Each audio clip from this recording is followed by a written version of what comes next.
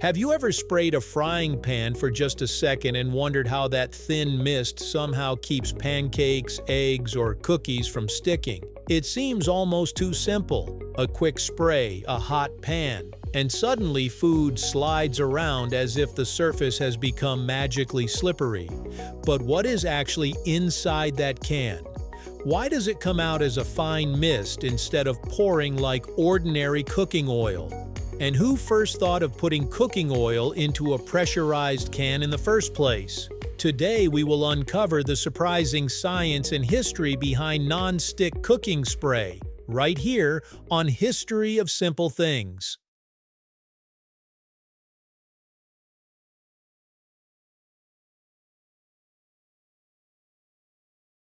Non-stick cooking spray is so common today that it's easy to forget it is a relatively modern invention. For most of history, cooks relied on butter, animal fat, or liquid oils brushed onto cookware. These methods worked well enough, but they often used more fat than necessary and could leave uneven coatings. During the middle of the 20th century, aerosol technology was rapidly expanding. Pressurized cans had already become popular for products like paint, deodorant, and whipped cream. In the late 1950s, inventors realized that the same idea could be used for cooking oil, creating a cleaner and more convenient way to coat baking pans and skillets. The first widely successful cooking spray reached supermarkets in 1961. It was marketed as a faster, easier alternative to pouring oil from a bottle. Instead of coating a pan with a spoon or paper towel, cooks could simply press a nozzle for a moment. The idea quickly caught on, especially among home bakers who wanted cakes and cookies to release easily from their pans. Over the decades, cooking sprays expanded to include vegetable oil, olive oil, avocado oil, and blends designed for grilling or baking. But the real magic isn't the oil itself, it's how the spray spreads.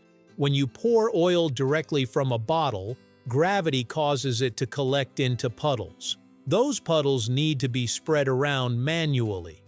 A cooking spray works differently because the oil is broken into thousands of tiny droplets. As they leave the nozzle, they form a fine mist that lands across the cooking surface much more evenly. This creates an extremely thin layer of oil with very little effort. That thin coating matters because sticking happens when food forms direct bonds with the cooking surface.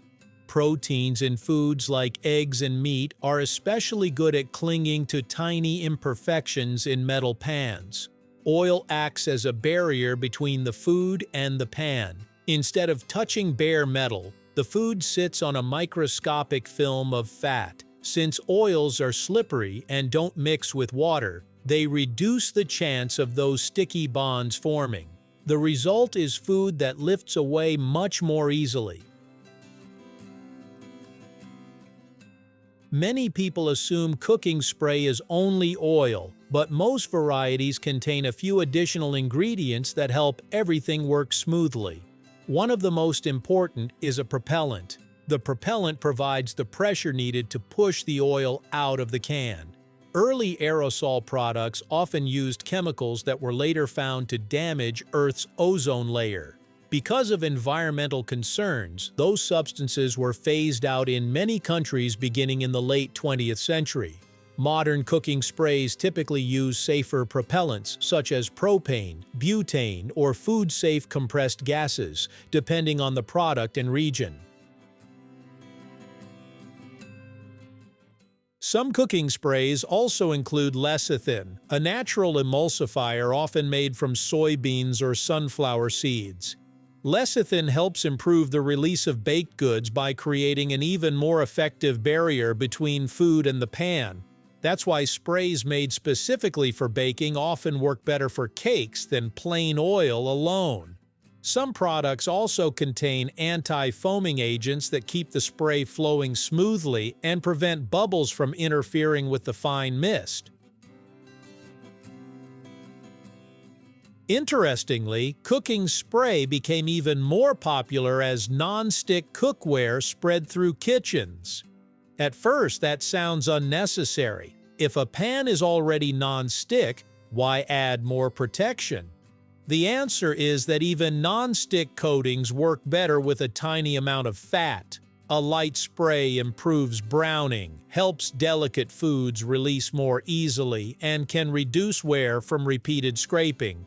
However, manufacturers of some non-stick pans recommend avoiding excessive cooking spray because repeated use can leave behind sticky residues if the pan isn't cleaned thoroughly.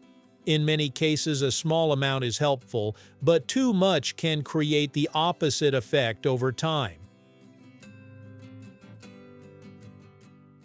One reason cooking spray remains popular is simple efficiency. Because it creates such a thin coating, it usually uses less oil than pouring directly from a bottle. That can be useful for people trying to control how much fat they use while still preventing food from sticking.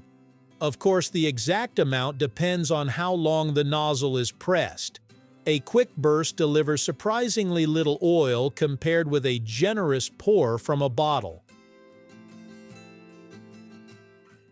Today, non-stick cooking spray has become one of those everyday products that quietly combines chemistry, engineering, and decades of innovation.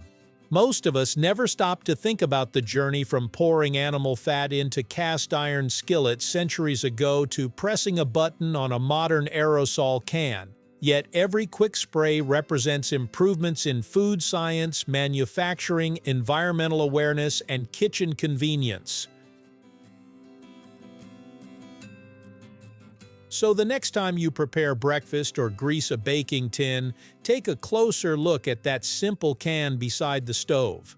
What seems like nothing more than a quick burst of oil is actually the result of clever engineering designed to create a nearly invisible barrier between your food and the pan. It's a small invention that saves time, reduces mess, and helps meals turn out just a little better. And like so many ordinary objects around us, once you know the story behind it, you'll never look at it in quite the same way again. Thank you for watching. If you have suggestions for our next video, feel free to share them in the comments below. We'll be sure to give you an acknowledgement for your contribution. Thank you for joining us on this journey through the history of simple things. Don't forget to like, subscribe, and stay tuned for more stories woven through the smallest details.